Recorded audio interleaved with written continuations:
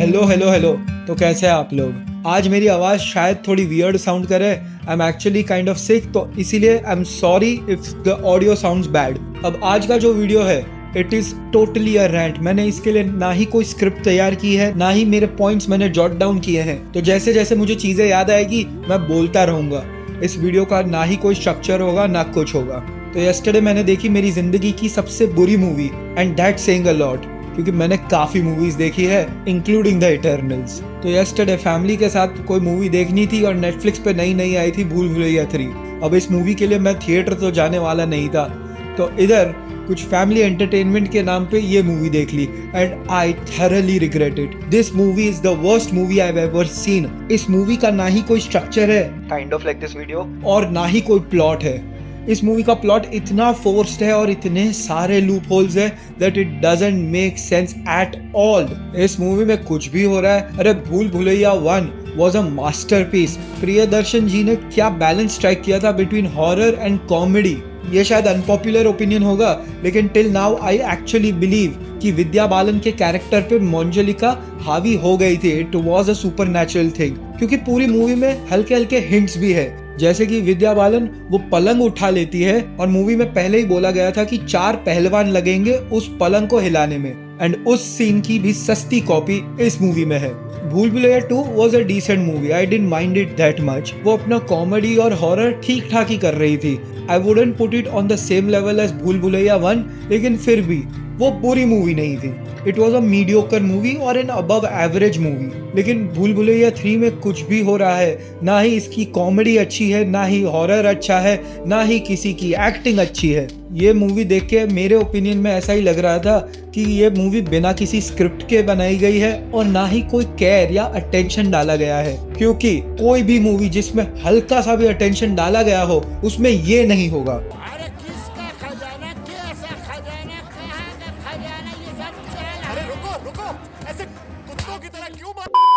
अरे background extras है तो क्या हुआ, किसी लेवल की तो एक्टिंग होनी चाहिए।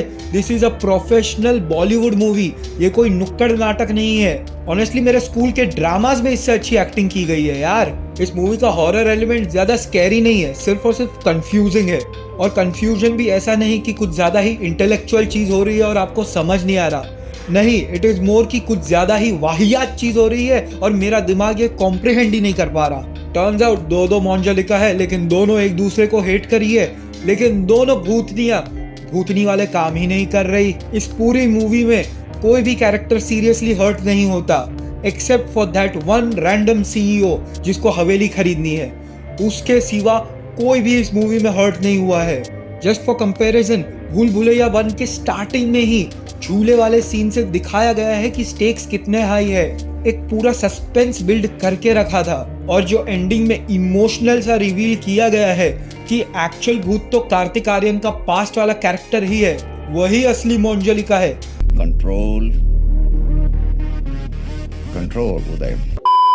That just breaks the lore, क्योंकि उसकी आत्मा अंडरग्राउंड जो रूम बनाया गया उसमें ट्रैप की गई थी। तो स्टार्टिंग ऑफ द मूवी जब वो सीक्रेट पैसेज डिस्कवर ही नहीं हुआ था, तब तक जो सुपरनैचुरल चीजें होती है मूवी में, that just don't make any sense at all. And even the characters of Madhuri Dixit and Vidya Balan don't make sense. दोनों के बीच में राइवलरी क्लियरली दिखाई गई है इवन थ्रू द सॉन्ग्स, कि क्यों स्टार्टिंग में दोनों इतने इविल तरीके से दिखाए गए थे। स्टार्टिंग से ऐसा दिखाया गया है कि they have ulterior motives. It is not a case कि आपको एज एन ऑडियंस लगेगा कि उनके अल्टीरियर मोटिव है। नहीं, क्लियरली उनकी एक्टिंग से दिखाया गया है कि उनके कुछ अल्टीरियर मोटिव्स थे, वो एक्चुअली इविल थे। लेकिन एंडिंग में नहीं, ये तो मजाक हो गया। I'm joking। तो अगर ऐसा प्लॉट ट्विस्ट मूवी में रखना है तो उसको लिखते हुए आपको ज्यादा स्मार्ट होना चाहिए। This was not the way to do it. अब भूल भुलैया 1 एंड भूल भुलैया 3 दोनों में दुर्गाष्टमी का बहुत ज्यादा इंपॉर्टेंस है। दोनों में मंजलिका को दुर्गाष्टमी के दिन ही हराया जाता है, लेकिन नो डाउट भूल भुलैया 1 में उसको बहुत बेटर तरीके से हैंडल किया गया है। अक्षय कुमार का कैरेक्टर मंजलिका से माइंड गेम्स खेल के उसको कन्विंस कर देता है कि जो भी होगा दुर्गाष्टमी की रात को होगा, उसके पहले ज्यादा केओस ना क्रिएट करे। और यही रीजन है कि Manjulika throughout the movie Durgashtami तक किसी और कैरेक्टर को ज्यादा हार्म नहीं करती। लेकिन इसके थ्रू एक रीजन बन जाता है कि क्यों कैरेक्टर्स अभी तक जिंदा है, क्यों किसी पे रियल डेंजर अभी तक नहीं आया, but at the same time ये प्रिजर्व करता है अपना हॉरर वाला theme. Now let's compare this to Bhool Bhulaiyaa 3। अब भूल भुलैया 3 में स्टार्टिंग से प्रोफेसी दे दी कि किसी रॉयल फैमिली वाले का पुनर्जन्म होगा और वो मोंजलिका को हराएंगे, एंड वो होगा दुर्गाष्टमी की रात को। एंड इससे एक्सप्लेन कर दिया कि क्यों दुर्गाष्टमी के रात को ही मेन शोडाउन होगा। लेकिन this just doesn't make any sense.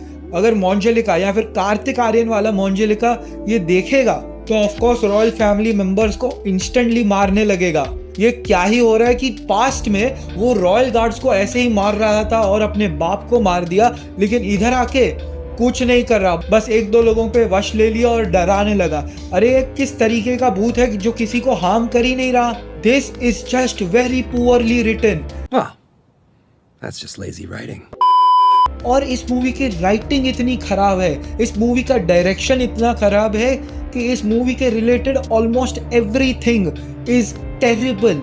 मैं आपको कोई एक एक्टर या कैरेक्टर नहीं बोल सकता जो इम्पैक्टफुल हो या जिनकी एक्टिंग अच्छी हो। इवन मंझे हुए एक्टर्स जैसे राजपाल यादव, विजय राज या संजय मिश्रा जो जाने जाते हैं अपनी कॉमेडिक टाइमिंग के लिए।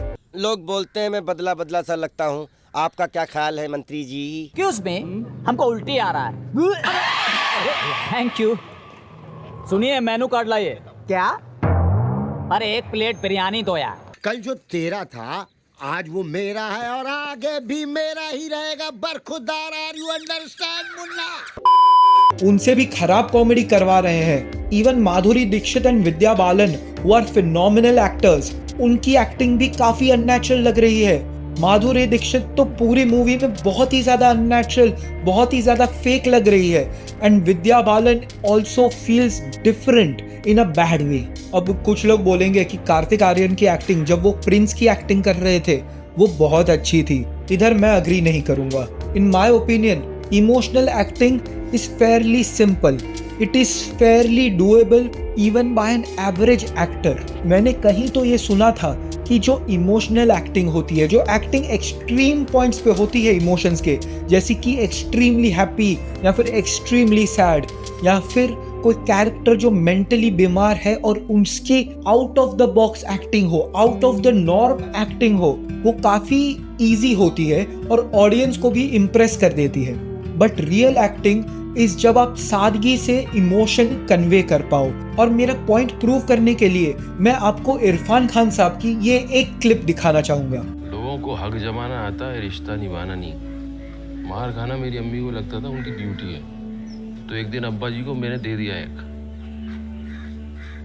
तो मेरी अम्मी ने मुझे थैंक यू बोलने के बजाय मुझे घर से निकाल दिया है। जिल्लत सहने की ना उनकी आदत हो गई थी, उसके बिना रह नहीं सकती थी।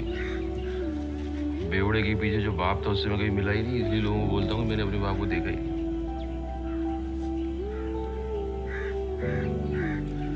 मेरी अम्मी यार। Now this is what I call perfect acting for an emotional scene.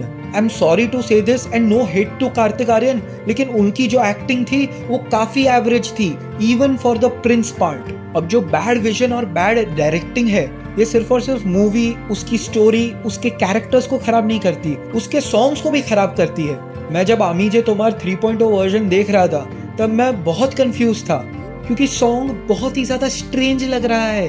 The visuals do not fit the song, और जिस तरीके की एडिटिंग थी, जिस तरीके की स्टोरी टेलिंग थी इवन इन द सॉन्ग, वो बहुत ही ज्यादा क्लंकी लग रही थी, वो बहुत ही ज्यादा डिसओरिएंटेड लग रही थी। मुझे ऐसा लग रहा था कि मैं ऑनलाइन इस सॉन्ग का कोई एडिट देख रहा हूँ, not the actual finished version of the song. And these incompetent fools, इन्होंने इम्पॉसिबल कर दिया और श्रेया घोषाल से खराब गाना गवा दिया। ऑनेस्टली इस पूरे सॉन्ग में मैं श्रेया घोषाल वाला मैजिक फील ही नहीं कर पा रहा था, एंड दिस स्पीक्स वॉल्यूम्स। इस पूरी मूवी में सिर्फ एक चीज अच्छी थी, एंड वो भी मूवी मेकर्स की वजह से नहीं था, and that is Sonu Nigam's rendition of Ami Je Tomar. वो रेंडिशन इतना ब्यूटीफुल है and Sonu Nigam puts his heart and soul into the song, he steals the show. सिर्फ ये एक सॉन्ग ऑनलाइन सुनने के बाद मुझे हल्का सा मन हुआ कि शायद ये मूवी अच्छी होगी और मैं थिएटर में जाके देखूं, बट आई एम ग्लैड कि मैंने मेरा पैसा नहीं दिया ऐसी मूवी को। अरिजीत सिंह ने सही बोला था कि सोनू निगम चाह कर भी बेसुरा नहीं गा सकते। मुझे लगता है सिर्फ सोनू निगम है एक सिंगर जो चाह के भी बेसुरा नहीं हो सकता। सच बोलूं तो अभी सोनू निगम की बात करता हूं तो दिल टूटता है यार। IIT बॉम्बे के फेस्टिवल में जाना था और सोनू निगम का कॉन्सर्ट अटेंड करना था, लेकिन साला एंड मोमेंट पे पूरा का पूरा इवेंट ही कैंसिल हो गया। Rest in peace to my dreams. साला ये दुख का खत्म नहीं होता बे। मैं हाथ जोड़ के आपको विनंती करता हूं कि आप ये मूवी कभी ना देखें। इससे अच्छा आप पेंट ड्राई होते हुए देख लीजिए, आप रोड पे कंस्ट्रक्शन का काम देख लीजिए, ज्यादा एंटरटेनिंग होगा, ये मैं लिख के देता हूँ। And for legal reasons this is all just my opinion. क्या आपके दुर्भाग्य में ये मूवी देखना था? Do let me know in the comments down below with your thoughts. मैं एक लिस्ट बना रहा हूँ of all the good movies and series of 2024 ताकि आप वो देख सके इंस्टेड ऑफ दिस ह्यूमन एक्सक्रीमेंट। ये तो टट्टी है। Thank you. आप भी अपने top 10 shows and movies of 2024 comment में बोल दीजिए, मेरी हेल्प हो जाएगी। And I see you guys in the next video. Peace and bye.